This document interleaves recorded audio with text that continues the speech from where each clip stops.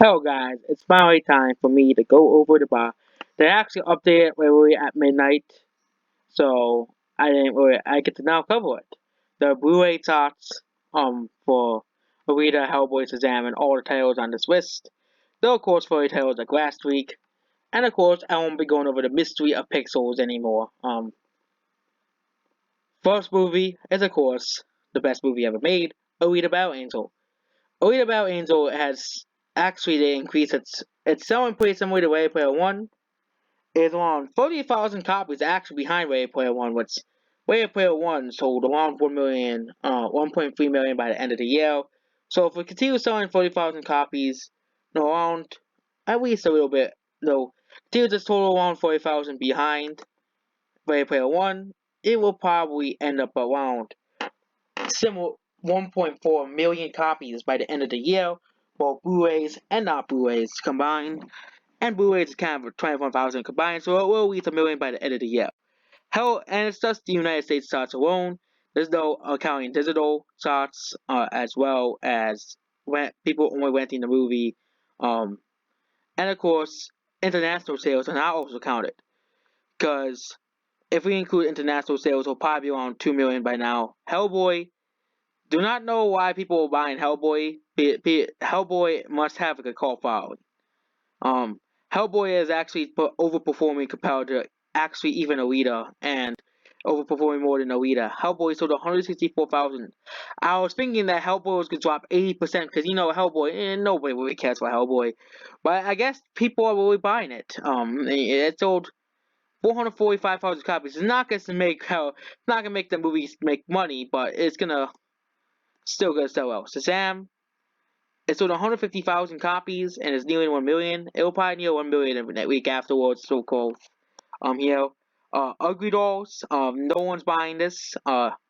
This actually had the similar amount to Hellboy. No one's buying Ugly Dolls.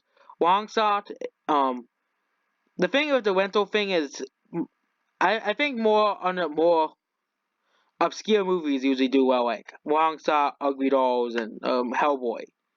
Um, Most people probably is going to go buy Alita in general on the Blu-ray, than rent the movie for $2.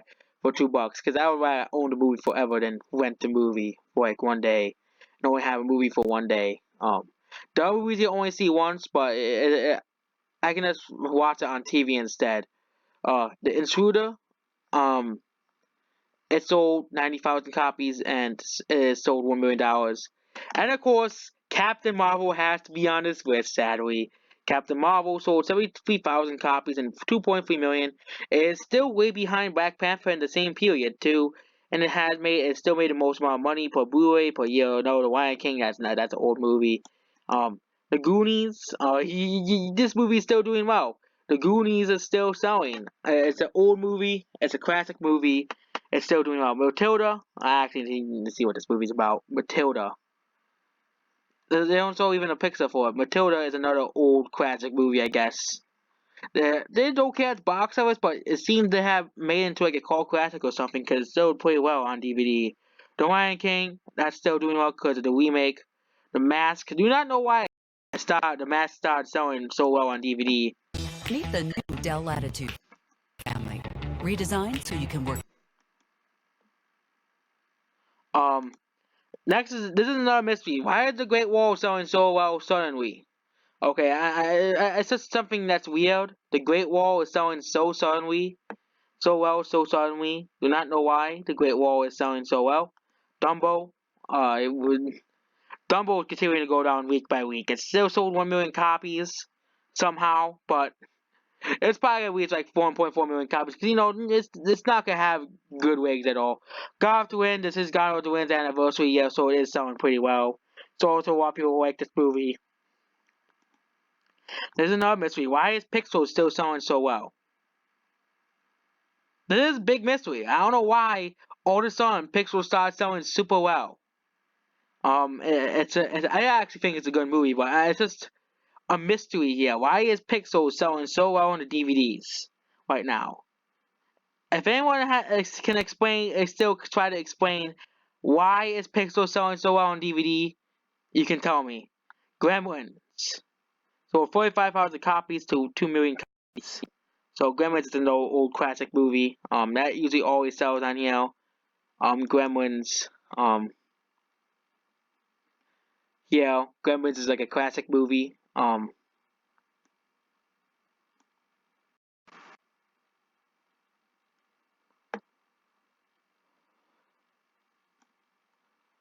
And it usually is a movie that does well on. It's a classic movie. Fury, that war movie. It's considered one of the best war movies ever made. It's for some, it's similar to Gremlins. All of a sudden, Fury started selling well. It's a war movie about World War II.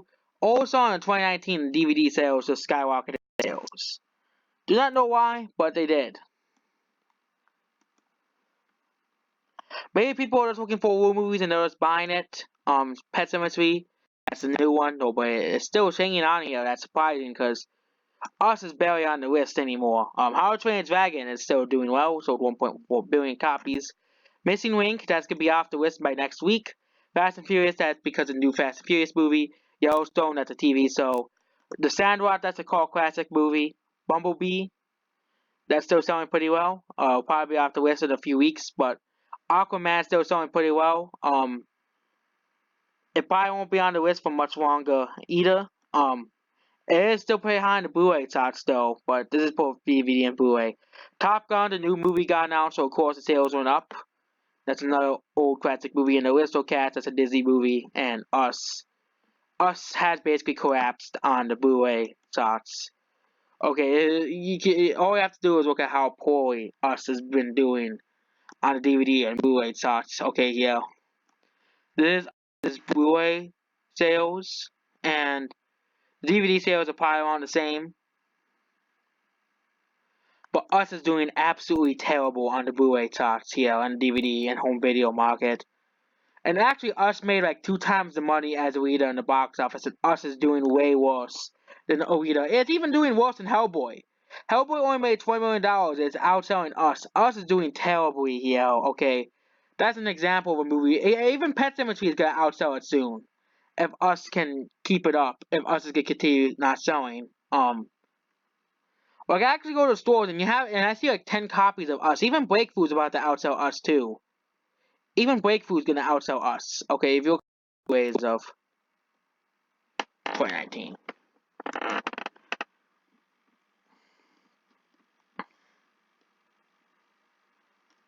Us is here.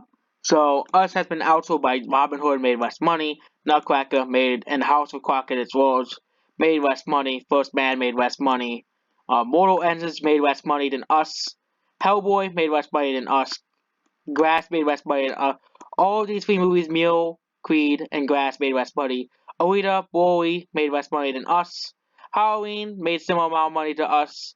Regular Movie 2, Shazam, the Grinch made more money. Dumbo made less money. This is domestic numbers. Made most money. Domestically, Mary Poppins made similar money. And all these, but like Bumblebee made less money. And I know Fantastic Beasts made a similar amount to Us. And Bumblebee also made less money than Us as well. Outselling Us as well. And same thing with How to Train Your Dragon. Us made like $20 million more than How to Train Your Dragon. And Us is down here. It actually barely outsold the Night School movie that nobody went out to go see. So that's how poor it is. Same thing with Crazy Rich Asians. That movie's been doing terrible at the home video market too. Um, I think Crazy Rich Asians did well because there was no other movie because because August sometimes there's no other movies to watch and that's probably why it did so well in theaters in America and also the critics were making a big deal about it because it was all if they really want to make a movie with an all Asian cast, they can make a Dragon Ball movie. It's that easy. A good one, not a bad one, a good one.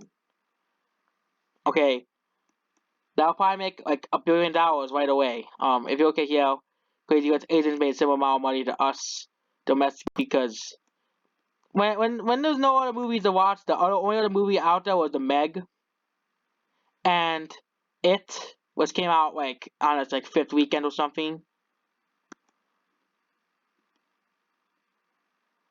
If you look at Crazy Rich Asians, there was the Meg, and there were some small movies in Mission Impossible.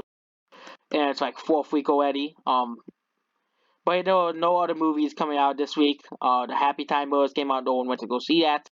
Um, and then no movies really came out on this week either. And on its actually it was 2017. On its fourth weekend, new movies came out. So Crazy Rich Asians did pretty well because there was no real movie. There was no real competition besides the Meg, which rom coms and stock movies are for two completely different audiences.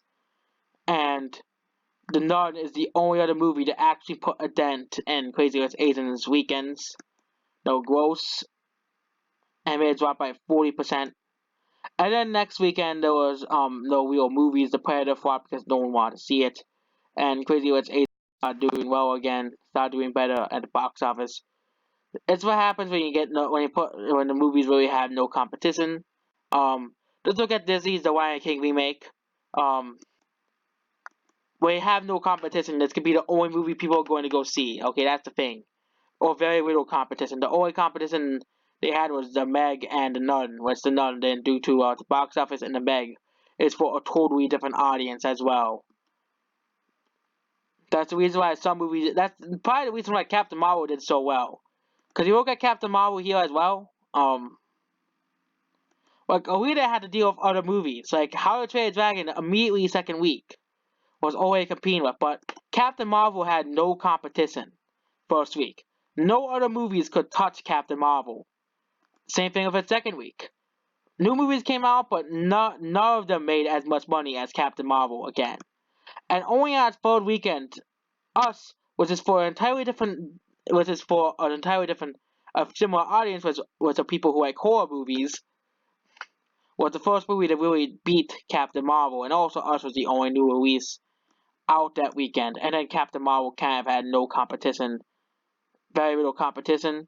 Dumbo was for the same audience, but nobody went to go see it. And Unplanned is the anti-abortion movie that critics hate so much.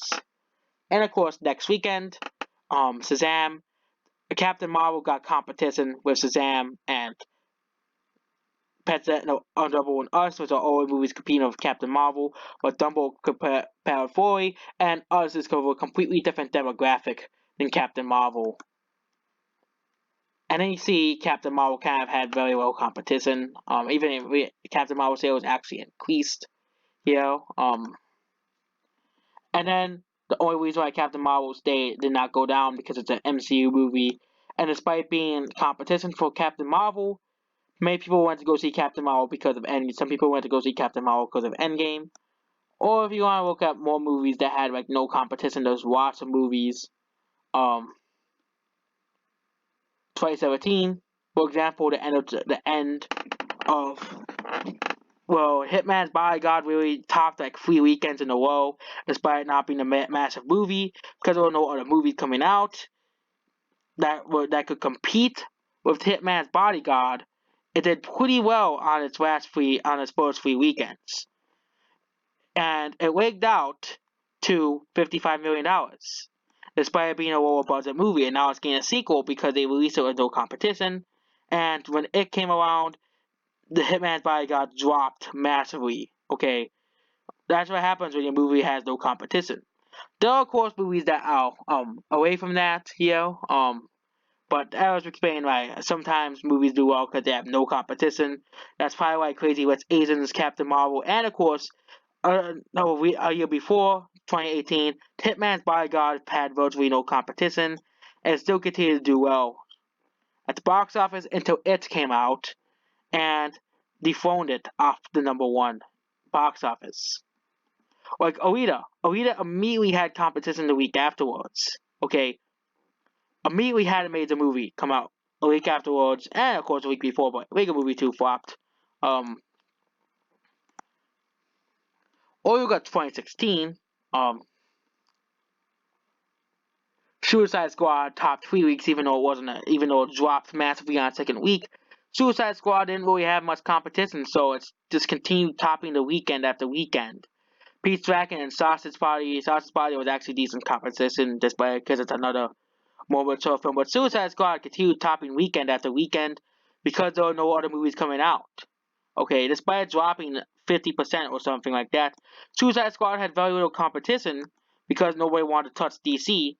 Or another movie can go over, like, it's really made the blockbusters that kind of have no competition for a while. 2018, another example is Infinity War. Infinity War also came out. All the other movies that compete with Infinity War basically dropped in theaters and basically disappeared off the map. We got the first 3 weeks of Infinity War. There were no competition for Infinity War. No movies that could touch Infinity War. And once there was competition for Infinity War dropped in gross. Deadpool 2 came out, and it started the summer year. And that's probably why Solo flopped, because Solo had to compete with both Deadpool 2 and Infinity War. Both movies that could steal the audience away from Solo, which is the reason why Solo flopped massively, dropped 65%, as Infinity War and Deadpool 2 were stealing audiences from Solo, and then Ocean's 8 kind of like sealed the fate of Solo's growth. Um, and then this fate was really sealed on this weekend with Incredibles 2. With Solo definitely worldwide. And then Solo definitely continued dropping week after week. But this is what happens when you have films with no competition and is topping the Blu-ray charts again.